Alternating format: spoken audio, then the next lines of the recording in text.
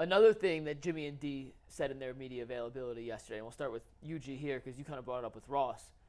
Jimmy said it was not a make-or-break year for Kevin Stefanski. He wasn't going all in.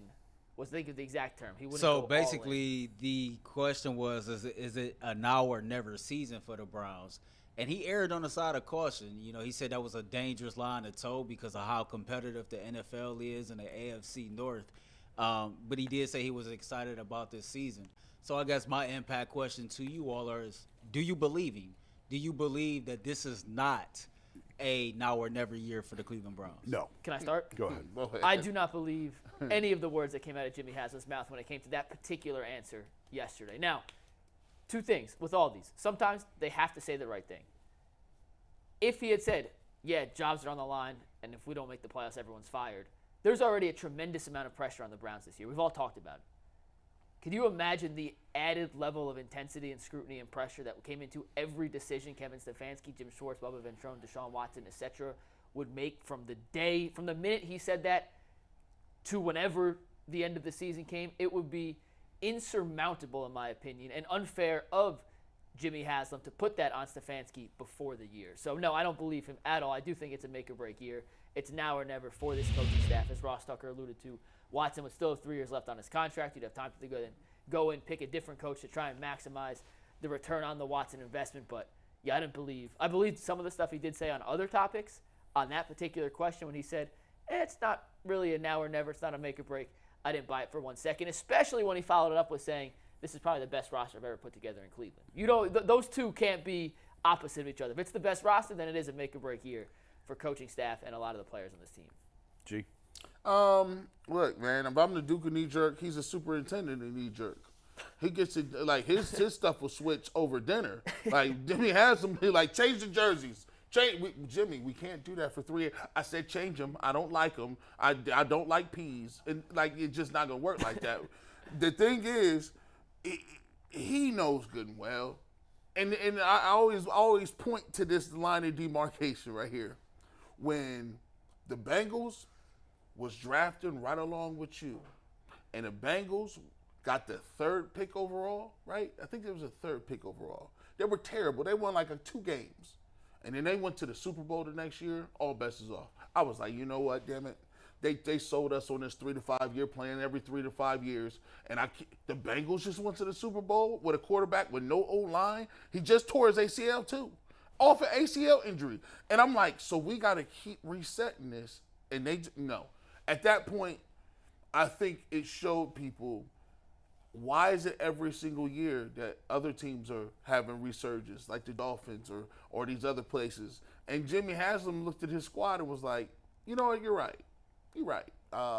This is it. This is all we got going.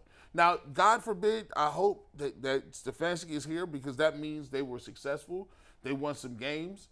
But I just want people to know what we're looking at if it does not work. It's going to be some changes, like Ross said. Everybody's going to get blown out. So I got to learn to like Stefanski because I do not want to go through that no more. I don't. And Jimmy Haslam knows good and well that he'll be out of here if they don't make the playoffs this year. It is what it is.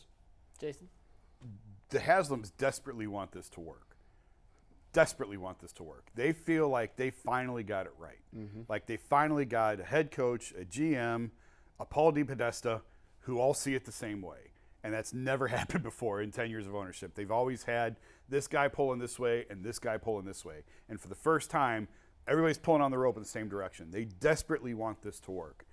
They don't want to keep firing people. I've said it before. They gave Hugh Jackson an extension after 1-15, or was it after they win this season? They gave Hugh an extension. That's crazy. Regardless of whether it came. Yeah, they gave I can't remember the year. extension. They gave him an extension. That's how badly that they want this to stability and to make this work. But having said that, of course there is pressure on this year to get it right. Of course. We've talked about, like, listen, you don't want to talk about the collateral damage. You don't want to think about Miles and it could be Nick Chubb going away for other reasons if this doesn't work. Yeah. Like, there is so much at stake this year, and the Browns feel it because some of the little nuanced stuff that they've done behind the scenes that fans don't see, the way that they've sort of opened up a little bit more to the media and the way that they've let the media in this offseason, they've let them in a little bit more on the process and they're thinking behind things, both front office and coaching staff. This whole trip to Greenbrier this week that's crazy. Is it's basically day camp and let's all get along and kumbaya shit and all that, like trying to get these guys to fight together and be a team because of what is at stake. They all know it. Yes, this is a make or break year. I just got done telling. I still think it could be a bye week firing because there's so much pressure on this team. If you wait until week 8 or week 9, the season's over. What are you saving? If you do it early, you still have a chance later on. That's why I think, God, I hope I'm wrong, but this is setting up like a bye week firing with all these division games early because there's enough of a season to salvage if it's not going well. That's your barometer, Jason, too. We think about it. If you go to that season and you lose to the Bengals, the Steelers, and the Ravens, if you're 1-3 at the bye, what else do you need to know? I mean, that's bad. If you get to the bye and your only win is over the Titans, which by the way is no gimme. No, that is not a gimme on the schedule. No. I just look at that and go, man, this is setting up to be really, really bad. And I hope I'm wrong. I hope they're 4-0 at the bye. I hope they're 3-1, and we don't have to have this conversation because Haslam's truly don't. They want this to work. They feel like they finally got it right.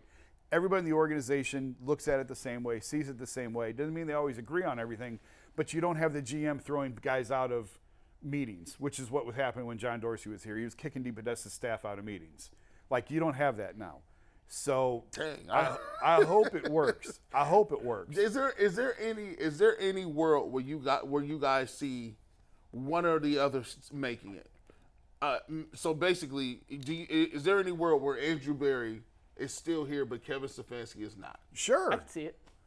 And like I keep pointing out, and I've had people in the organization tell me that doesn't matter anymore, but Kevin was here first. Yeah, he was. They picked the head coach and then the GM. That's why I asked the question. So that tells me the priority was on the head coach. But yeah, I mean, if they're 2-6 or whatever, the coach is probably getting fired, and then maybe the GM decision is made after the season. I don't know what firing the GM does in the middle of the season. I don't know what good that is going to do. No. So maybe it's not a long gap between when one goes and the other goes, but yeah, there's a scenario where one stays and one goes. I said it before with Kobe Altman when we were talking about Donovan Mitchell. A GM's job is to put a roster together that puts you in the conversation. Yeah. Andrew Berry did his job, hiring the right coaches, bringing the right free agents, making the right trades. We hope the draft picks hit. But he did the right job and a phenomenal job, in my opinion, of assembling a roster that could be in the championship conversation. Those are the ingredients. Kevin Stefanski's the cook. Jason, you don't cook very often, do you? I enjoy cooking, but I wouldn't say I do it often. Gee, do you cook a lot? Your wife cooks. My wife, she used to be a chef. I don't do any of that. I don't do anything anymore. If you gave an inexperienced chef and a Michelin star chef the same ingredients, you'd get two totally different results. Yep. Right. Kevin Stefanski is the chef in this situation. Andrew Berry is the collector of ingredients. He gave Stefanski all the ingredients to put together a 5-star, knock it out of the park, awesome dish. It comes on to, can Kevin Stefanski make these pieces, make these ingredients work cohesively? And that's why I could see a situation where if the season doesn't go as planned, Andrew Berry could keep his job because he did, in my opinion, what a GM's job is supposed to do, and Stefanski to get the most out of them on the field, if that makes sense. You know, so messed up. If Kevin Stefanski is fired, I actually think he'll go somewhere and be a good coordinator. I think he'll be a good head coach. Yeah. I think he'll go somewhere, and if he gets the right quarterback, you'll be like, it seems like almost like the thing with the guys on Belichick's staff when he was here in the 90s, where you had all those guys they had everybody. They had Kurt Ferentz. I think, wasn't John Gruden here a little bit? No, where he was in Green Bay. But I know, obviously, Nick Saban was here. There was a bunch of guys. Jim Schwartz was part of that staff a little bit too. So they had a bunch of guys. I think he'd be great. There's a lot of coaches that need to fail first to then become good head coaches. I mean, you look at the track record of a lot of guys in the NFL that are successful today. Belichick's the prime example. He had to learn what didn't work before he could learn what did work. And I'm not saying that's necessarily Stefanski's situation here, but there is a world where Stefanski, the season doesn't go as planned, he gets fired, gets a second chance in a year or two, or maybe even that same offseason. I'd be quicker than that. And then all of a sudden, something clicks for whatever reason, and we're looking back like, why didn't it work here? And, Yeah. and those questions, there's never a concrete answer to why it didn't work. But it doesn't mean he's not a good head coach if it doesn't work here. I think if it doesn't work here, I think Kevin will get another opportunity sooner than later, like very quickly, and I think he'll be one way or another. He's going to be a good head coach in this league, and Jay's talked about it. He's a good seed in bad soil. Yeah. And that very well could be just the explanation behind it. I hope it doesn't get to that. I hope this is the end of those conversations, but it's the reality where they're at. All right, so this was the great talking point number 2 of this topic. But, Jason, I have this overconfidence that it won't get to that. I've said it on this show, I think, last week, 2 weeks ago. You know, this is a great conversation, but it's not going to come down to that. I think that they have learned from their mistakes. I think that the first 3 years for him, Kevin Stefanski and Andrew Berry, you know, they've learned a lot. There's been a lot of trial and error. I think they both have grown from their mistakes. I think the team and the organization overall has come a long way since Kevin Stefanski took over as head coach. And I think this is the year that it's all going to be put together. And I said it then, and I'll say it now.